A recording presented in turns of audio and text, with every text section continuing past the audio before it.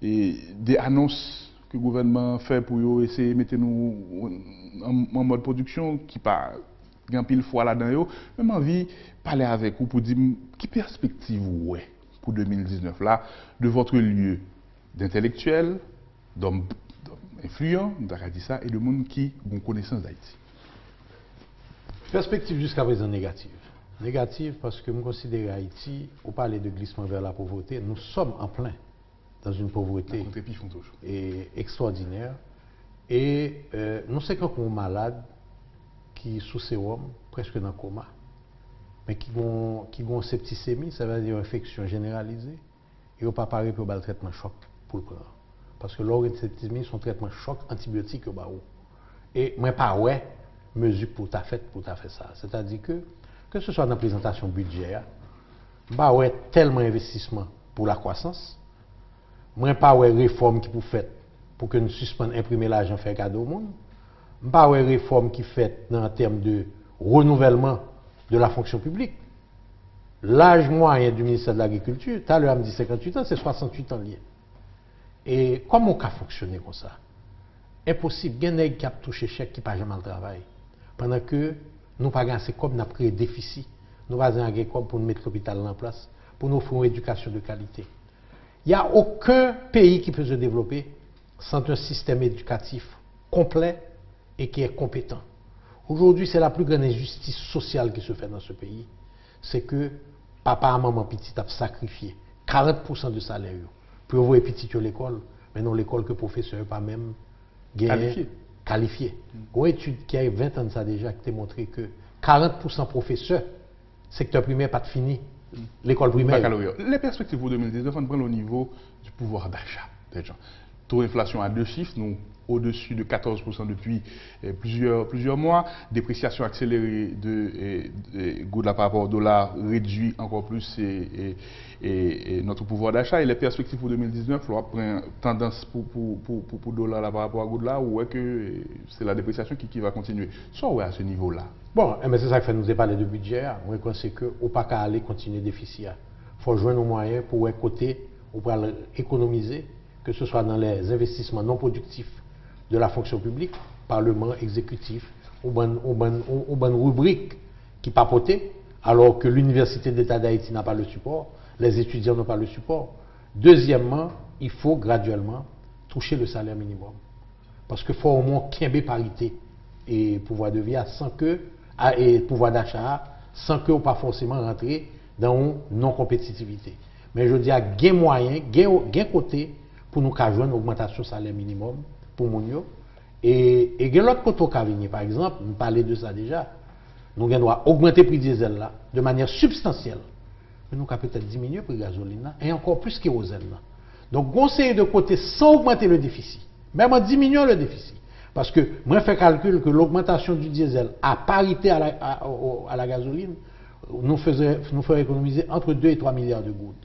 Donc imaginons ces 2 ou 3 milliards de gouttes qui sortent dans des déficits. Deuxième chose, être sérieux dans la lutte contre la contrebande.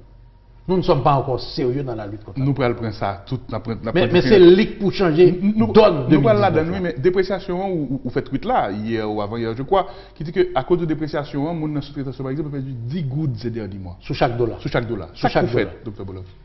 Adapter, lié à dollar. Moi, je crois qu'aujourd'hui, le plus rapidement possible, le gouvernement doit fixer le salaire des industries à l'exportation. Je ne parle pas seulement de l'assemblage. Toutes les industries dont les rentrées sont des dollars qui rentrent dans le pays devraient être indexées au dollar. Aujourd'hui, je propose un salaire minimum de 6 dollars US qui aurait une augmentation chaque année suivant l'inflation internationale de 2 ou 3%, parce que 100 dollars à toucher, à ce moment déjà, on a kembe. Vous connaissez ça kembe seulement dans le pays? 3 milliards de dollars. La diaspora. La diaspora, parce que le monde, ça, ces dollars, je ne plus de goût de tout dans le même. Si ce n'est pas ça, pays, ça a explosé longtemps déjà. Toujours, on a demandé pour qui ça n'a jamais explosé. L'explose est 6 juillet, oui, mais l'Italie doit exploser pire encore. Mais le fait qu'aujourd'hui, une bonne frange de la population vit de la charité de la diaspora, à qui on refuse de donner le droit de voter, à qui on enlève le droit d'être un acteur politique. On a eu un homme comme Siméus qui a voulu jouer un rôle. On lui a dit non. Mais recevoir comme l'IA, nous comptons pour recevoir. Nous comptons. Maintenant, on fait proposition ça et pour payer mon sous-traitant, par exemple, $6 et toute l'autre industrie qui a travaillé pour la réexportation, qui vend des services, tout qui est payé en dollars, notamment dans le secteur touristique. On fait proposition ça. Maintenant, mon autre aspect, nous avons évoqué là, le déficit budgétaire qui devient le premier bailleur de fonds de l'État pour reprendre cette expression de Franck Duval. On a vu un niveau de déficit record cette année, plus de 24 milliards de gouttes. Et dans le même temps, l'État haïtien s'est permis le luxe d'avoir un niveau d'exonération de droits concédés de 19 milliards de gouttes, docteur Boulos. Deux bagages qui pour faire. Vu que je ne sais pas connaître qui est-ce qui est bon franchise et qui est-ce qui n'est pas bon franchise, éliminer toute franchise. Éliminer toute franchise. Seul sort qu'un BA, c'est l'importation temporaire, l'exemption temporaire, qui permet aux industries d'exportation de rentrer des matières premières et de les réexporter. Maintenant, c'est vrai que le cas pénalisé quelques nègres qui n'ont production nationale, et peut-être qu'on a l'autre, et avantage au baillot. Peut-être que impôt sur le revenu production nationale, et surtout production nationale qui a fait bien pour le peuple là, ou qu'a modifié. Donc, ou qu'a baillot, ça, on va le payer sous machinerie haute là, qu'on élimine dans l'autre avantage. Mais comme nous avons un pays qui n'a pas de structure, qui pas veiller, la douane aujourd'hui est une douane archaïque. Donc, quelque part, il vaut mieux prendre des mesures d'action, d'action d'éclat, qui pénalisent quelques monde, mais qui favorisent la grande majorité, parce que soit éliminer toute franchise, ou pénaliser quelques hommes d'affaires. Mais le peuple a bénéficié de ça, parce qu'on a éliminé le déficit budgétaire là, et avec le déficit budgétaire, goût de l'apprêté stable, le peuple bénéficie de la stabilité de la goutte. Maintenant, dans le budget, ça, comme vraiment pour faire une analyse sous lui, ou une position sous lui, mais avant de nous donner l'analyse là et garder les perspectives pour le prochain budget, et parce qu'on a parlé de contrebande là, pour exercer ça, dans le projet de budget 2018-2019 là, l'État haïtien tablé sur 35 milliards de gouttes pour la douane réussir à rentrer pour lui. Mais il y a des gens qui disent que ils mettent la très haute au regard des rentrées des derniers temps, mais en parallèle, la contrebande persiste, des parlementaires sont impliqués, des hommes du secteur privé sont impliqués, donc cette veine-là est toujours ouverte. Mais il y a des initiatives tout dans le domaine collecte là, qui a questionné, par exemple, l'efficacité de SGS. Par exemple, quid de ce contrat avec la firme israélienne pour surveiller la frontière. Soit qu'a dit nous très rapidement sur ces dossiers-là. Bon, la première chose, c'est que ce soit SGS, que ce soit le contrat israélien, que ce soit le niveau de collecte, il faut la volonté politique.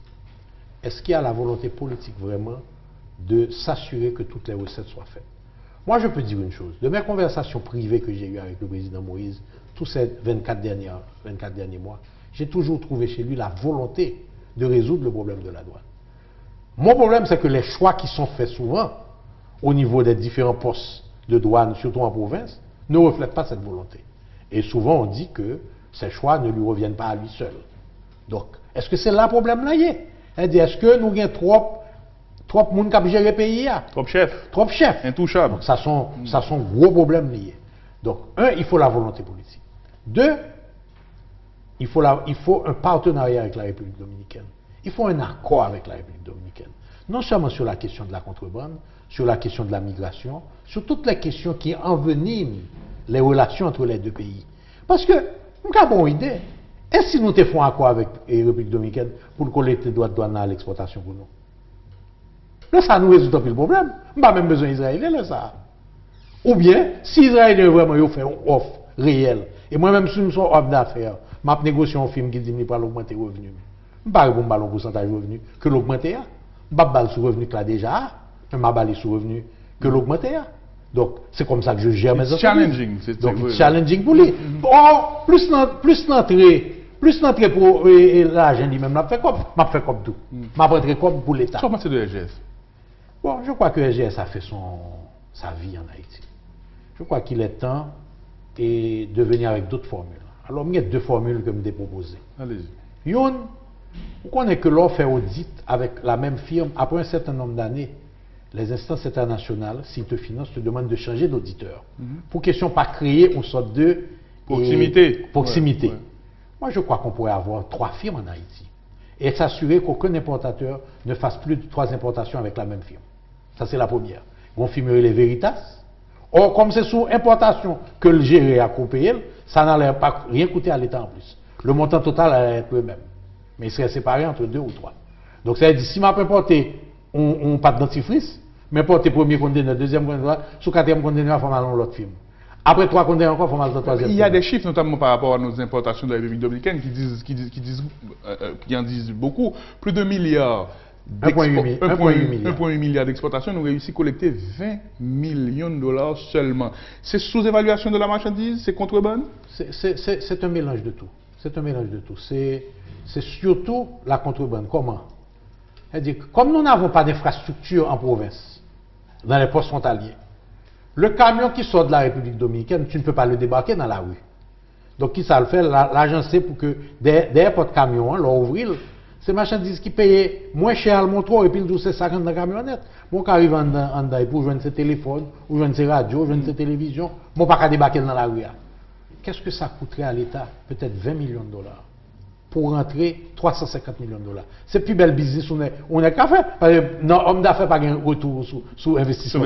Mais dans la perspective pour 2019, on nous regarde un sujet là, il est d'actualité, la rareté de produits pétroliers. Nous, nos situations là, côté depuis l'an dernier, on prétend que pas suffisamment de dollars pour payer nos importations de pétrole, c'est environ 100 millions de dollars marché ailleurs. Il y a un broker qui a une position d'acadie préférentielle, parce que c'est les mêmes qui gagnent en majorité d'appels d'offres, c'est Novum. Bon, je veux dire, il y a des grands nègres qui ont bénéficié de commission, il y a des grands nègres qui représentent Novum. Par hasard, pas représentant Novum? Du tout. Non? Bah, je ne sais pas Novum là. Ok. Maintenant, soit vous pensez par rapport à des mondes des compagnies pétrolières qui disent qu'il faut revenir à la situation ante Petro-Caribé, permettre aux compagnies d'importer elles-mêmes leurs produits pour servir leur clientèle. Totalement. Mais ça va aller plus loin que ça. Je crois que ce que l'État devrait faire, que le pas fait, au contraire, c'est de travailler à la compagnie pétrolière pour développer l'énergie renouvelable. Pour venir avec d'autres formules. Le président Jovenel, c'est une il était toujours à prôner et que le toujours continue à prôner. Pour qui ça n'a pas avancé, mais pas qu'on est. Mais il est clair que aujourd'hui, le BMPAD n'a même pas son rôle si tu regardes la loi dans l'importation de carburant. Tout à l'heure, dit BMPAD a importé machine tout. Tout à l'heure, il a importé l'autre bagage tout. Aujourd'hui, le gaz est un produit qui est importé par des compagnies. Et il y a 6 grandes compagnies. Bon, elles ne sont pas toutes de la même taille, mais il y a 6 compagnies. Mais ça va plus loin. Parce que pour l'État perdre du temps dans le BMPAD, que le mette des normes de sécurité. Il n'y a pas de normes de sécurité dans le transport du carburant aujourd'hui. C'est peut-être ça qui est arrivé, l'INB est arrivé. Camion explosé et puis monde mourir. Il n'y a pas de normes de sécurité, il n'y a pas d'investissement dans les énergies. Donc, priorité dans la régulation? Priorité dans la régulation, c'est le rôle de l'État. L'État ne peut être qu'un régulateur. Pendant on parlait de Gaza, on parlait de Venezuela. Nous avons pris une position, bon, on a pris plusieurs sujets rapidement, au pas de charge, le Venezuela. Est-ce que notre position de voter contre et de dire que nous ne reconnaissons pas la légitimité de deuxième élection et Mandogoa sont des décisions qui surprennent nous? Est-ce que la vraie conséquence? Qui lecture sur le Dr Boulos? Je n'aurais pas fait cette décision. Pourquoi? Moi, je me serais abstenu pour plusieurs raisons. La première, c'est que lorsque Pamela White était descendue au Parlement pour essayer de pressurer les parlementaires à voter la loi électorale, j'avais pris la radio pour protester contre ceci. Je suis contre l'émission de pays dans des affaires internes du pays. Cependant, le Venezuela était en embargo. Il ne faut pas oublier ça. Il était voté en embargo. Il était voté pour embargo. Pour le monde. Le retour à la constitutionnelle. Bon, pour le monde. Parce que quelque part, le retour aurait pu être fait d'une autre manière.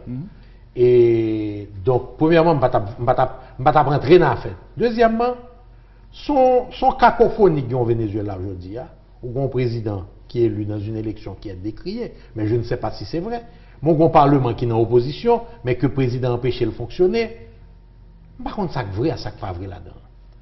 Troisième bail que nous dit sur le Venezuela, c'est que j'avais demandé au président Jovenel Moïse d'arrêter le repaiement du prêt Petro-Caribé pour une raison très simple. La jeunesse haïtienne et la population haïtienne marchaient de tous côtés que il n'y a pas 2,8 milliards ou 3,8 ou 1,8 milliards de dollars, ça le fait. Il n'y a pas tout stadio, il n'y a pas toute route, il n'y a pas tout kit alimentaire, il n'y a pas toute salle dépensée. Mais pendant tout le temps ça, les autorités vénézuéliennes, le ministre des Affaires étrangères vénézuélien, l'ambassadeur vénézuélien marchaient dit l'argent est bien dépensé, que le bon rapport a, que les ouvrages ont été construits, que le prend photo, peut-être c'est en République dominicaine ils ont construit, peut-être c'est dans l'autre pays ils ont construit, ou bien peut-être qu'il y a eu des retours d'argent. Donc, de ce fait, alors que j'ai un pays avec lequel aujourd'hui j'ai des suspicions de corruption, je ne voterai pas contre le Venezuela, je ne voterai pas pour le Venezuela, je me serai abstenu en attendant que la vérité puisse sortir. Mais Jovenel Moïse, le président affaibli, très faible, et qui gagne Américain qui a pesé les autres, est-ce que vous pensez que vous avez une position ça face à la pression américaine? Mais à ce moment, négocier. On ne peut pas négocier pour suivre. Survie politique, mandal. Négocions l'autre bagaille. Et moi, je dis aujourd'hui, nous avions ici la possibilité de négocier l'ouverture vers la Grande Chine. La Grande Chine qui aurait pu nous apporter 1000 km de route en 3 ans. Et 1000 km de route, c'est un pays en chantier. C'est une croissance de 4, 5, 6%. 1000 km de route, c'est des milliers d'Haïtiens au travail. 1000 km de route ouvrirait le marché des légumes et de l'agriculture au centre de consommation. Mais aujourd'hui, j'ai choisi 23 millions de Taïwanais contre 1,3 milliard. Bon, on est ouvert sur ce claquement les doigts par rapport à l'influence américaine dans la région. Mon cher, gardez l'heure, Mabdou. Gardez l'heure. Il faut forcer le destin? Il faut forcer le destin. Okay. Elle dit que, ma honnête à vous, je ne vais pas vanter tête. Il y a plein de monde qui est passé le 10 juillet, je finis. Il y a plein de monde qui pas comment, même employé. Et le 11 juillet, ils font réunion à tout employé. Je dis, si il y en a là-dedans nous décourager, je courage pour me vendre. Et aujourd'hui, mes employés sont fiers de participer à ces entreprises. Les employés d'Elimat qui sont toujours au chômage, donc 150 vont réintégrer d'Elimat Classine. Là, on a commencé à les rappeler déjà, parce qu'on est presque à la veille. Donc, il faut faire des actions d'éclat. Un pays naît à partir de grandes actions courageuses, déterminées. Pour ce président Jovenel Moïse, son bilan économique et politique, on dit son bilan socio-économique. Mettez politique là, parce que là, son bilan socio-économique. Et il y a un mot qui revient souvent, déception, et il y a des gens qui disent c'est désastreux. Je ne peux pas dire comme ça. Comment on dire? Bon, je dis d'abord. Je pense que le président Jovenel Moïse venu au pouvoir dans une conjoncture totalement différente des 10 dernières années. La fin de Petro-Caribé. Parce que 2011-2016, c'est de l'artificiel. Oui, beaucoup d'argent. C'est de l'artificiel. C'est l'aide, c'est CIRH, c'est Petro-Caribé. Ok, exactement. Donc, je ne peux pas comparer avant et après. Le président Jovenel vient au pouvoir après 24 mois de campagne. Mais il vient nous rêve, il n'y a pas de moyens. Ah, il n'y a pas de moyens. Et ce que, si je à lui reprocher, ce n'est pas son rêve, parce que j'écoute dans son rêve. J'écoute dans sa passion. Je crois dans sa passion. Le président Jovenel est passionné de ce qu'il veut faire. Mais il n'a pas les moyens, et il ne se donne pas les moyens, parce qu'il n'est pas son seul chef. Mais cela, pardon? J'ai fini. Qu'il n'est pas son seul chef, que ça veut dire? J'ai fini. Bon, comprendra qui voudra. Qui voudra. Mais l'on fait promesse sur les moyens pour atteindre ou perdu en tant que chef d'État de votre Non, il est clair que le président Jovenel, aujourd'hui, n'a pas la force qu'il avait au lendemain de son élection. Il était porteur de grands rêves haïtiens que nous devons reconstruire et que j'appelle la troisième voie. La troisième voie, c'est une nouvelle vision faite de modernité, de transparence, de lutte contre l'impunité, de lutte contre la corruption, du procès Petro-Caribé, de la mise des services sociaux, de la création massive de travail, de la promotion des petites et moyennes entreprises, de la promotion d'un entrepreneuriat noir, parce que nous sommes un pays à 90% noir. Nous ne pouvons pas avoir aujourd'hui un secteur privé seulement clair. Il n'a pas fait sens. Nous sommes pas clairs, mais il faut qu'on dire. Mais ça veut dire que nous ne sommes pas responsables pour ça. C'est la troisième vision qui doit l'apporter. Pourquoi? Parce que le jeune universitaire qui sont dans l'université, ils ont un rêve. Henry Ford a un rêve de faire la voiture. Les jeunes ne sont pas pour le faire. Edison a un rêve pour le faire la lumière. Mais pour qui ça peut me croire ou sincère dans ce qu'on dit à Dr Boulos, en considérant le fait que des gens dans le secteur privé, bien entendu, toujours prendre le soin de dire que ce n'est pas un bloc monolithique, il y a plusieurs gens dans le secteur privé, à une frange progressiste, et c'est dans ce frange ça où identifier tout. Nous étions à parier sur des têtes chattes qui avaient des résultats têtes chatiques sans avoir l'intelligence nécessaire pour changer la chose, changer le système, apporter la solution systémique. L'offre politique ne nous a jamais été faite. Pardon? L'offre politique n'a jamais été faite. Non, mais vous auriez pu agir pour construire cette qualité voilà, de l'offre. Aujourd'hui, tu sais quoi? C'est pour ça que je dis aujourd'hui, je suis un homme politique.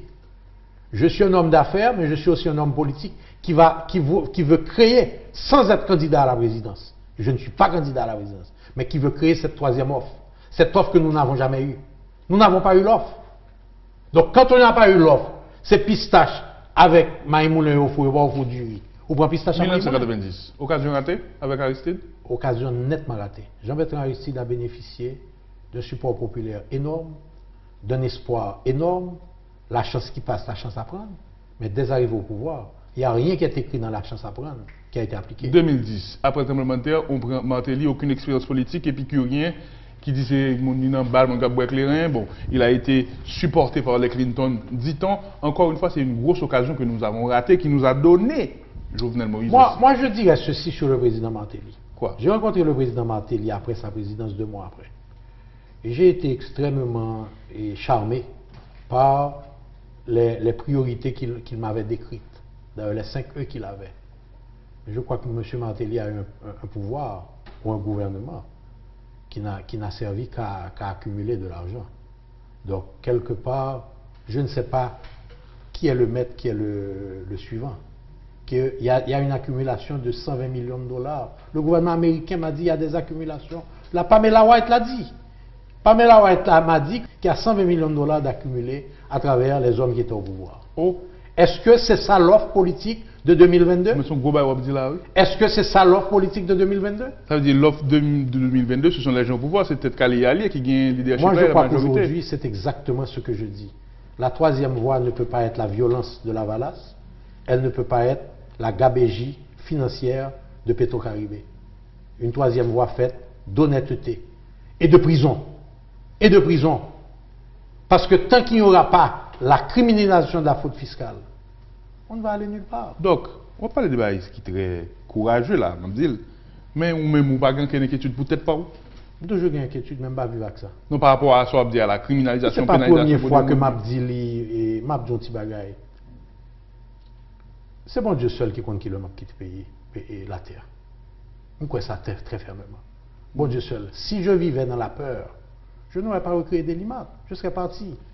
Récemment, 1er janvier, ancien Premier ministre Jacques Guy-Lafontaine, qui a ce bilan économique et financier désastreux, dit qu'il n'a pas le pouvoir pour 5 ans, pour 20 ans, 50 ans, et puis on coûte bon, ça n'est pas content, embarqué du président Martelly. Quand on voit la composition, la scénographie, le message qui est envoyé, c'est clair. Ou pas dans ça? La majorité silencieuse aujourd'hui ne peut pas aller dans le vote du compas. Elle doit aller dans le vote d'une offre réelle de changement et de modernité. Aujourd'hui, n'importe qui peut se porter candidat. Mais quand il a un track record, on doit analyser son track record. La modernité, c'est une construction. Elle est dans la pensée d'abord. Elle est une construction. Et je ne veux pas donner l'impression de pousser un homme, mais la modernité pour moi, c'est quand je visite le palais municipal de Delma. Ok. Maintenant, quand je dis construction, c'est d'abord la pensée, c'est d'abord le consensus entre les éléments de l'élite, ou ce dont on là tout à l'heure qui choque le monde, ou dit pas qu'il y a élite dans le pays. Non, pas qu'il y a élite dans le pays. Ou dit qu'il y a homme d'affaires. Non, écoute, une élite, mais ce n'est pas seulement au niveau secteur privé. D'abord, c'est une mauvaise pensée de dire que l'élite, c'est le secteur privé. Ce n'est pas vrai. Aux États-Unis, il y a l'establishment. L'establishment est fait d'hommes politiques, d'hommes du secteur privé et d'hommes du secteur des intellectuels, des universitaires, qui définissent un plan pour leur pays. Aujourd'hui, il n'y a pas d'élite. Il n'y a pas d'élite. Il y a des hommes d'affaires qui travaillent dans le pays, dont pile là-dedans, ils ont une voix dans la contrebande, dans la corruption. Les week-ends, il y a le Casé Kwabio Miami. Ou pas d'élite dans la population, puisqu'aujourd'hui, ils sont gérés par des OP qui sont entre guillemets des gangs. Donc il n'y a pas d'élite non plus. Okay? Et il n'y a pas d'élite au niveau du secteur politique. Pour une élite, il faut d'abord des structures dont l'émergence fait une élite. Un leader sort à partir d'une structure, et c'est pour ça que j'ai dit, le développement, le changement de structure dans ce pays doit se faire en amont et en aval. En amont, d'abord, il faut une offre sérieuse. Mais en aval, il faut l'organisation. Pour l'organisation, c'est-à-dire qu'aujourd'hui, j'ai parlé de Tiougan, j'ai parlé de Gabriel. Pour moi, ce sont aussi des leaders civiques. Parce qu'ils jouent un rôle. Mais ce sont des chefs de gang aussi, ce sont des chefs de gang aussi. Oui. C'est ce qu'il a dit. Okay. Mais mes interactions avec eux, c'est en tant que leader civique que elle dit c'est maintenant ce bagage vous voulez faire. Donc la disparition de l'État a permis cette émergence-là. L'absence de l'État. Maintenant, nous sommes dans une année, dit-on, électorale, et puis dans même guideline que le président a tracé pour l'année 2019, ils sont une année de dialogue constructif. Comment peut-on avoir dialogue constructif pour un pacte républicain pour mettre le pays sur la voie de la croissance, alors que nous parlons de compétition électorale, dans l'essence lui-même, une élection, c'est un exercice qui divise, qui déchire. Moi, je suis en faveur d'une transition avec le président Jovenel Moïse. Comment? 3 ans de transition, le président est le seul élu légitime qui peut avoir la capacité de la gérer. La conférence nationale, mais la conférence nationale doit se faire après des travaux préliminaires. D'abord, une ébauche de constitution et une ébauche de plan de développement sur les 30 ou les 50 prochaines années, qui seront les vrais thèmes de discussion de la conférence nationale, tout en prenant le problème d'exclusion, le problème de couleur, le problème de nationalité. Mais le président a parlé, il n'a pas été inventif ni novateur dans son là, qui c'est des offres pour au moins inviter le pays à réfléchir, au cas d'accord, au cas pas d'accord, au cas regarder voies et moyens de faisabilité en tout ou en partie de Sordia. Mais nous sommes dans une stature de, bon, élection, dialogue. Mais là, dit dialogue, là, tout le monde connaît, bon, c'est blague. C'est peut-être Samzo, il faut que le président lui-même. Mais économiquement, comme c'est dans la radio, la Gabrielle Fortuné était dit, et que je ne voulais pas parler de conversation privée, je dis à me décider de faire. Oui, j'avais proposé au président Jovenel Moïse de démissionner, mais je ne lui avais pas proposé de partir. Je lui ai dit, il démissionne, il remet son mandat, mais il préside la transition. Donc il reste président? Il reste président, et il préside la transition. Et dans cette transition, nous faisons un accord avec le Parlement qui reste jusqu'à la fin de cette transition, qui va durer d'après moi 24 à 36 mois. Parce qu'elle devrait inclure l'Assemblée constituante, la conférence nationale, les travaux préparatoires de la conférence nationale et de nouvelles élections générales dans 3 ans. Donc Jovenel Moïse peut avoir une chance historique d'être celui qui marque la transition vers... Il a cette chance historique, s'il ne l'a pas, il va échouer. S'il ne l'a pas, il va échouer. Qui est là pour ça là? Ah, bah, on est, mais comme on m'a dit, moi, mais ça me dit. Mais soit de dire. Comme c'est pas moi qui te mettais le dehors, je ne vais pas dire. Ok, bien content qu'on dise. Maintenant. Alors, je n'ai pas fini. Le Parlement devrait faire deux actes. Renoncer à son droit d'amendement constitutionnel et ne pas avoir la capacité de renvoyer le gouvernement. Pourquoi ça va faire Parlement en confiance pour l'amendement constitution? Oh! Mais c'est plus gros problème pays à ce Parlement et vous voulez me balayer résoudre. Pourquoi ça fait gros problème? Non, écoute, le député Tardieu a fait un travail assez important de propositions. Moi, je crois qu'à partir de ces propositions, j'aurais mis en place une structure faite d'hommes qui connaissent les problèmes structurels du pays et proposer une nouvelle constitution au peuple haïtien. Okay. Et l'un des problèmes de cette constitution, c'est le pouvoir du Parlement. Donc tu vas demander à quelqu'un de réduire son pouvoir dans un amendement? Il ne peut pas faire. Le problème de l'amendement constitutionnel, la manière que mettons clé là-dedans, il est impossible. Donc tout ça que député de Jerry Tardieu proposé, pas de une qui passe dans le Parlement. Pas de une qui passe dans le Parlement. Ça met même dans du feu. Le président dit 2019 sera l'année pour le Parlement statuer sur faisabilité amendement. C'est ce qu'il a dit. Maintenant. C'est une erreur. Maintenant, Dr. Boulos, nous étions 5 minutes pour nous passer ensemble. 2006, 7 juillet, it was a wake-up call pour dire que le système arrivé dans le bout de pour dire hommes d'affaires qui dans le secteur privé, nous pas qu'à continuer à faire contrebande, pas payer taxes, évasion fiscale et être aussi friand de monopole pour changer le paradigme, plus responsabilité fiscale, moins évasion fiscale, mettre le pays sous mode développement, gourmet pour un ensemble de politiques économiques, commerciales, fiscales qui mettent nous on the track. Mais c'est aussi l'année côté si c'est juillet, nous appel, mais j'aime moi politiciens sous Rosette pour la comprendre la de 3 millions de gouttes dans la rue, là, calmer, là, mais là, qu'à répéter dans la bouche encore. C'est une absence complète de vision et de vue de ce qui se passe. C'est quand on est à manger en entreprise, mais il va garder des indicateurs, il n'a pas fait enquête pour qu'on ait qui grogne une population gagne. Il n'a pas fait même enquête sur l'aspect de approval rating. Chaque mois, il publie approval rating Donald Trump, il montre le BC. C'est juste qu'il y a qui a gagné combat, soit fait shutdown gouvernement qui fait meilleur. Donc, je crois que c'est une courte vue. C'est une très courte vue. De la part du président, du Premier ministre? De la part de l'appareil politique haïtien. De l'appareil du secteur privé haïtien. Parce que, même d'autres bagailles, on va parler clair. Le président Matéli font bagaille le 1er janvier. Qui, d'après ça, me tend de réussir, me battre en Haïti. Et puis, moi, subitement, des hommes du secteur privé qui pas de quoi que le président Matéli a tourné en 2022, puis subitement, il n'a pas arrivé à monter dans le char. Ah bon? Ok, donc, quelque part, tout ceci dénonce ce que je t'ai dit. Une élite n'aurait pas analysé comme ça. Une élite aurait regardé les réalités du pays, la pauvreté, l'absence de changement structurel. Le fait que les grands dossiers ne sont pas pris en charge Et seul dans une transition, le président Jovenel Moïse a la chance de prendre ce dossier en charge. Donc, quelque part, Moi, je souhaite que le président Jovenel Moïse fasse la transition des 3 prochaines années. c'est ça va être comme ça. C'est montrer que des Chouka n'a pas pour option, mais là, incontournable. Bon, écoutez, Jean Mdio là, où sont malades, ces hommes-là, c'est transfert diaspora. C'est Plus de 3 transfert milliards. diaspora. Donc, au cas qu'un pays a sous cabane d'hôpital là, presque un coma pendant 3 ans encore. Et pour elle pas mourir. Mais, au cas d'un risque, ça dit à tout. Bon, c'est que, nous remet dans ce carnaval, mais Bouric Charge était dit nous. Après dans Istanbul. Donc, en temps après carnaval, mais je vois difficilement comment un pays peut continuer à être géré sans aucun changement structurel, aucune action d'éclat. Moi, je souhaite au président Jovenel de prendre des actions d'éclat. Vous passez dans le breakpoint là, vous passez dans le point de rupture là.